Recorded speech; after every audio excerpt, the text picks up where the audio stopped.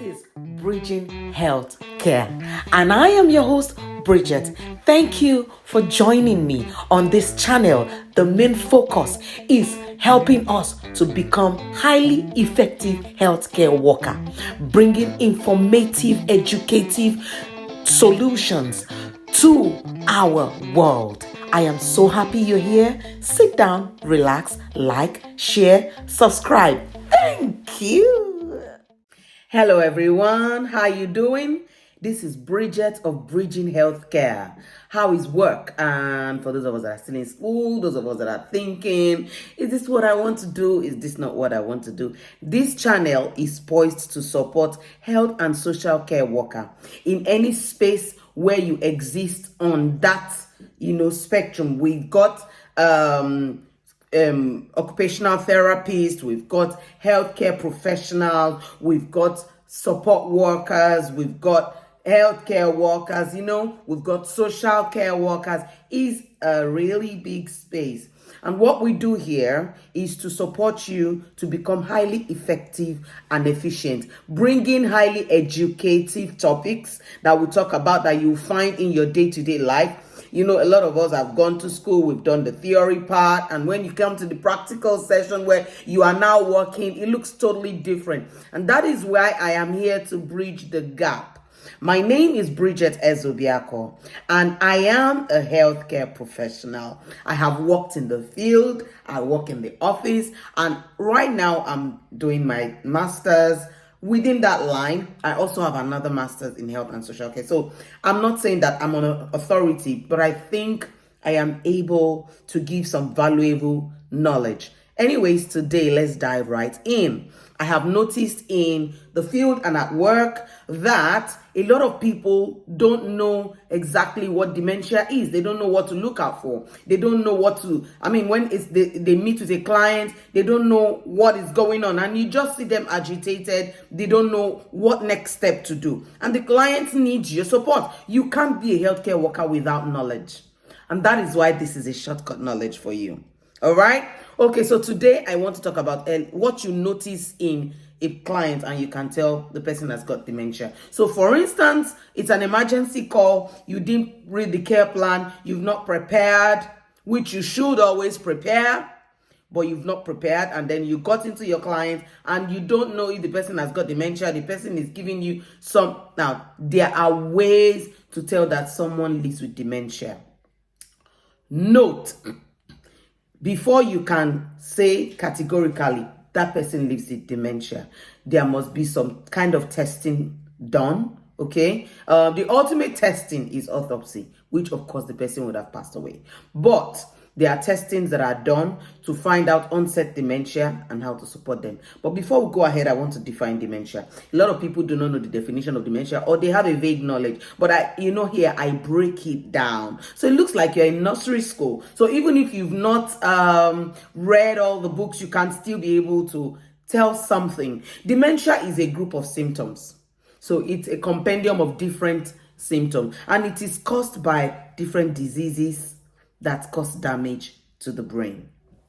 And of course, the symptoms worsen over time. It's just when a part of the brain begins to, diminish in activity. And that part of the brain, whatever that part of the brain does, there will be changes in the way that person behaves when they have to come out with that kind of thing. For instance, memory loss. The part of the brain that stores memory, okay? When it starts diminishing in activity, you will find out that the person will start having short-term memory loss. You find out that the person might be confused and they need help with their daily tasks. You find out sometimes they just procrastinate.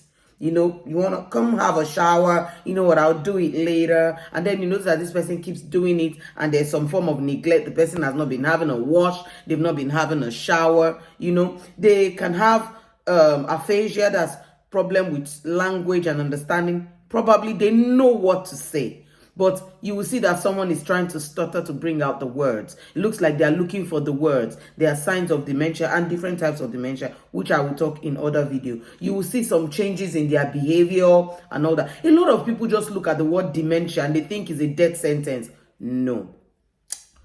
Alzheimer's disease is the most common type of dementia. There are other types of dementia. There's the Lewy body. There is the frontotemporal dementia. There are so many types of dementia. And so you can't just say somebody has dementia. What type of dementia do they have? But at least you have had an idea of what dementia is, what it looks like. It's progressive. That means it's not just somebody has got dementia, like they say somebody has a fever and say the person has a fever, the person has used paracetamol, and then because the fever is a symptom of an underlying condition, maybe there's a viral infection or something. That's how dementia is. So dementia is the main condition that leads to all the symptoms that you see. So memory loss is one of the symptoms of dementia. Confusion, not able to say what they want, and then before you know it, so many things will start shutting down. Their mobility will reduce, and they kind of need support with their daily tasks. But you shouldn't say that the person is no longer there.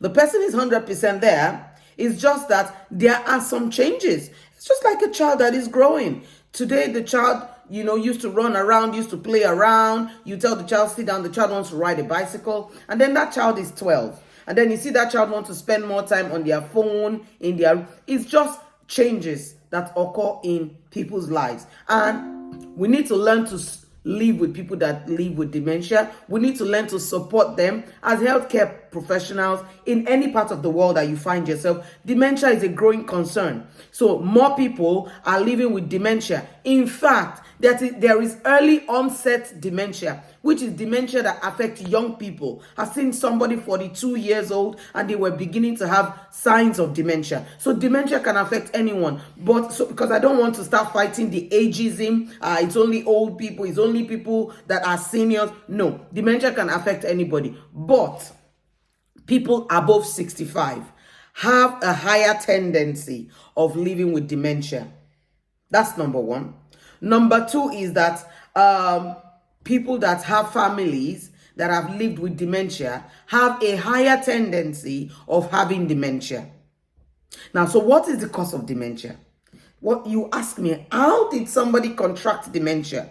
Is it a virus? Is it a bacteria? Is it an accident? Is it what? Well, we cannot really pinpoint our hands to say this is what caused dementia, but they come as a subset of things that has happened over time. For instance, if somebody lives with diabetes over time, at the level of the brain, the person can start having dementia, start living with dementia, early symptoms of dementia.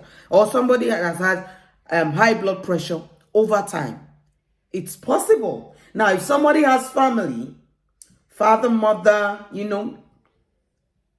they also have, who has lived with dementia, they also have a higher chance of living with dementia. Now, you can have someone that didn't have any of this at all, and they still have signs of dementia.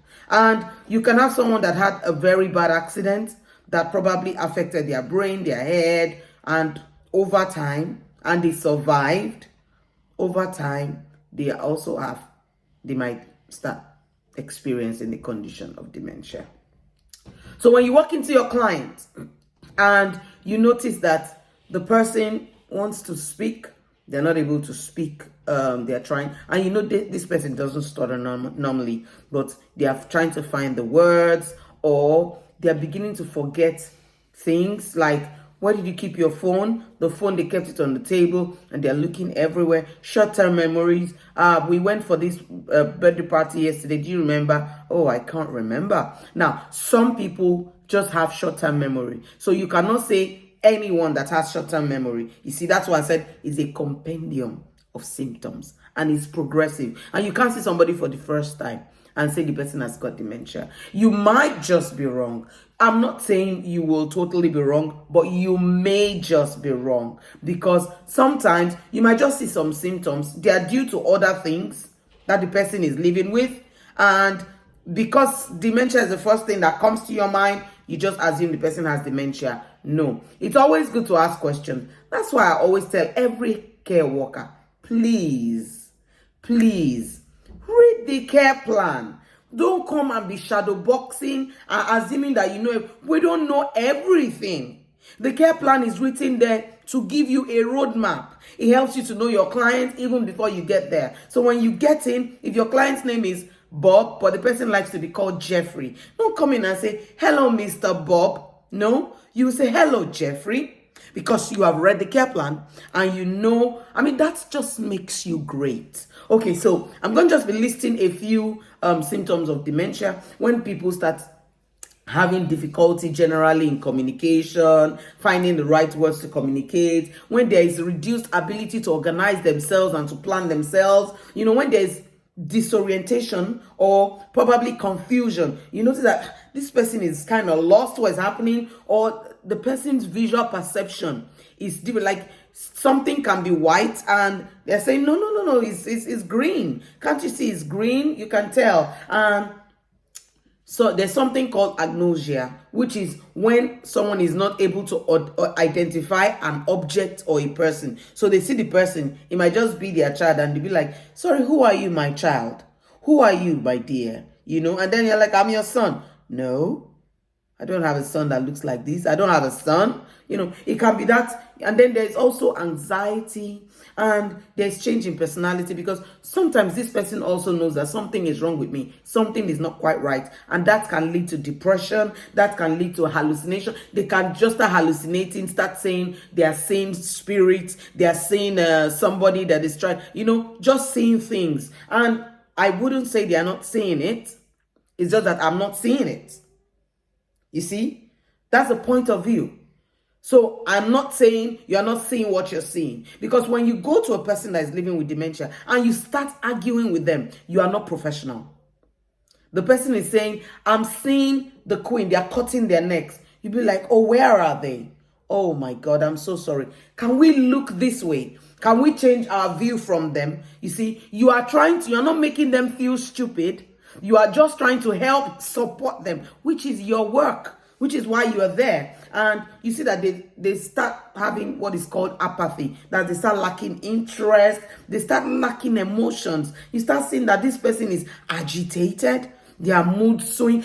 There are so many things, because cognition is one of the things that is majorly affected by dementia. And as a healthcare professional, it will be very disappointing for you to go to your clients and not able to support them through what they're going through. You've come into their space, be it a care home, be it a domiciliary care, be it in the hospital, be it, supported living, wherever you find yourself as a healthcare professional. Whatever your client is going through, you need to support them through it. Remember, your duty is to support them through it. So if you come and you are also agitated that the person is saying things that are not there, then something is wrong. You're not prepared. So the purpose of this video is to prepare you. Guys, you will, in the course of your career, you will support someone living with dementia. And that's why you need to get knowledge. Knowledge is power. So I hope that this video has been able to give us an introduction, so to speak, on what dementia entails, what it is, why it is unique, why we need to have knowledge, why we need to know what we need to know, and how to start off. You walk in and the person is saying, I don't want nobody in my house, and you know that person needs that support. It has happened to me before.